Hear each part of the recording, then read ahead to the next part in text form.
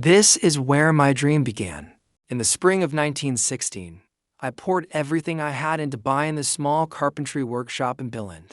During those years, my reputation grew. Local folks trusted me to build their houses and furniture. Watching my boys grow, the future felt bright. However, an unexpected storm swept the world. In the autumn of 1929, the Great Depression struck. No one had money to build houses or even buy a single chair. My orders dropped to zero, and the machinery fell silent. By early 1932, I was completely bankrupt. With tears in my eyes, I had to lay off the craftsmen who had stood by me for years. Tragedy never comes alone.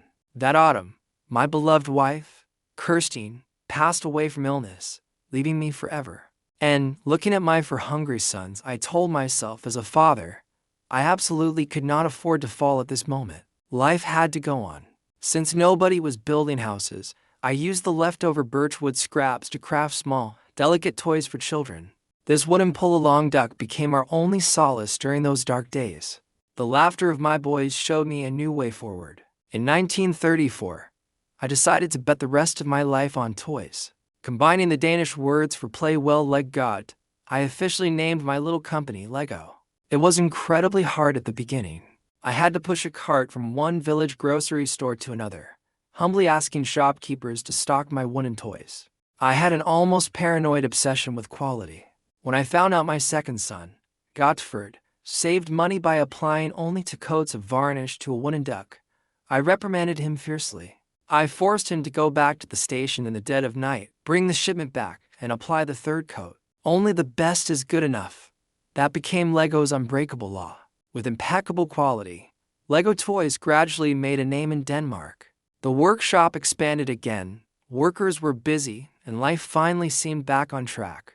But fate seemed determined to test me. One midnight in March 1942, a sudden devastating fire reduced my factory and all toy designs to ashes within hours. The next morning, standing before the charred ruins, my life's work was completely gone. This was the most hopeless and darkest moment of my life. I thought about giving up, but looking at my supportive children and the dozens of workers who relied on my factory to feed their families, I knew I couldn't back down. I scrambled for bank loans and started all over again.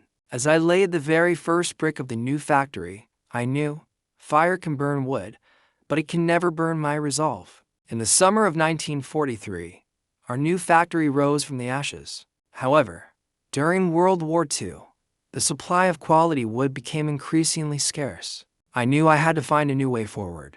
In May 1945, the war finally ended, and the light of freedom shined upon Denmark once more. All of Billund was cheering, and I felt a brand new era was approaching us. During a trade fair in 1946, a machine completely took my breath away. It was the first plastic injection molding machine in Denmark. Intuition told me this new material called plastic would revolutionize the future of toys. The cost of this machine equaled a whole year of our profits. My sons fiercely opposed it, viewing plastic as cheap and soulless. But I decided to risk everything. In the spring of 1947, this behemoth finally arrived in Billund. Although it drained all my savings, looking at it, I saw the infinite possibilities of Lego's future. Along with the machine came a few plastic self-locking brick samples from the British company Kittycraft. As these colorful small blocks landed in my hands, the gears of destiny began to turn. These bricks had studs on top and were hollow underneath, allowing them to lock together. I keenly felt that this was the perfect toy prototype I had sought for half my life, but I had to make it even better. Early in 1948, I improved the original design. I changed the dimensions to metric, tweaked the slots, and optimized the top studs. I didn't want to just copy. I wanted to create a brick belonging to the Danish people. In August 1949, the first batch of plastic bricks independently produced by Lego was born. We called them automatic binding bricks back then. Watching them pour out of the machine, my hands shook with excitement. However, reality dealt me a heavy blow. In 1950, the market simply rejected plastic. Wholesalers considered it cheap junk. The bricks piled up in the warehouse, unsold. Not only were there no new orders, but the shipments we sent out were returned in bulk. Toy dealers across Denmark mocked my stubbornness, and our cash flow was on the verge of breaking again. My sons teamed up to persuade me to abandon plastic and return to traditional wood toys. I fired back angrily. Do you not have faith? If we do this right, these bricks will be sold all over the world. I refused to give up. Nearing my 60s, I once again carried sample cases across Denmark's major cities.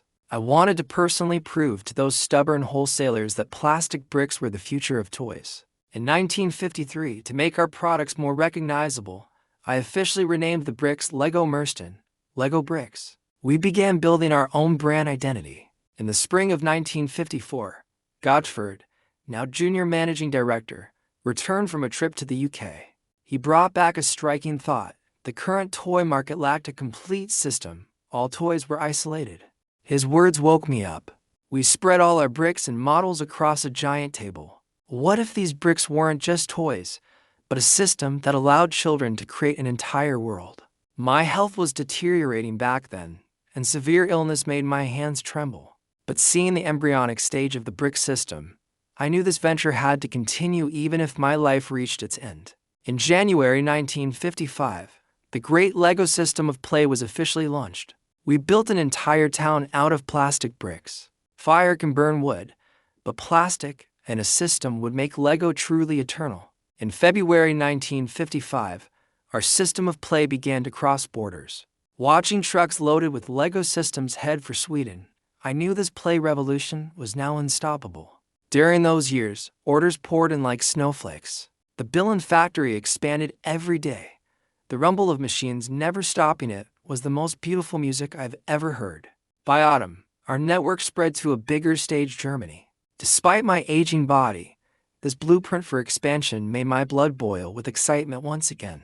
But serious flaws remained. In the spring of 1956, I noticed the clutch power of early bricks was insufficient. A slight shake, and the towers children built would fall apart. If the bricks couldn't lock firmly, the system of play was just an empty shell. I told Godford we had to radically redesign the internal structure. All winter, I pondered this problem. Simple hollow blocks to form too easily, we needed internal support to make them easy to assemble yet sturdy. In March 1957, I celebrated my 65th birthday. My health was failing. It was time to officially pass the baton to my second son, Godford, who stood by me through everything. Seeing him take the managing director's seat brought me immense peace. He has a better business mind than I do. Leaving Lego's future in his hands comforted me. On that sweltering summer night, Godford brought a historic breakthrough. He designed 3 hollow tubes inside the bottom of the Genius stud and tube coupling system. We tested it repeatedly, finally finding the perfect golden ratio. When the studs clamped between the tubes and outer walls, it created a trailblazing, firm grip. Listen, it's that crisp click sound. I turned the assembled bricks upside down, and no matter how I shook them, they held tightly. We did it. The morning of January 28, 1958, was the most sacred moment of my life. I personally signed the patent application for the modern Lego brick, building a legal moat. At 9:58 a.m., the patent was officially received. This very day, minute, and second marked the true birth of the modern Lego brick.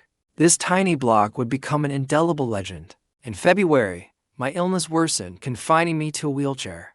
But I insisted on visiting the floor. Watching the endless stream of new bricks, I smelled the scent of the future. By early March, I could no longer leave my bed, but I kept a few new bricks by my side. Whenever I looked at them, the pain of bankruptcy, fires, and grief drifted away. Late at night, looking at the factory lights that never went out, I heard the familiar mechanical heartbeat. I knew I had buried the seed of success deep into the earth. On March 11, 1958, I completed my rocky yet regretless life. I closed my eyes, but I knew my soul had merged with these tiny plastic blocks forever. In 1960, a third fire destroyed the wooden warehouse. But this time, Godford didn't waver. He cut all wood lines, steering Lego at full speed into the plastic empire I paved for him. Fire can burn wood, but it can never burn the soul carved into the bricks. I am all. And this is my lifelong gift to the world. Remember, only the best is good enough.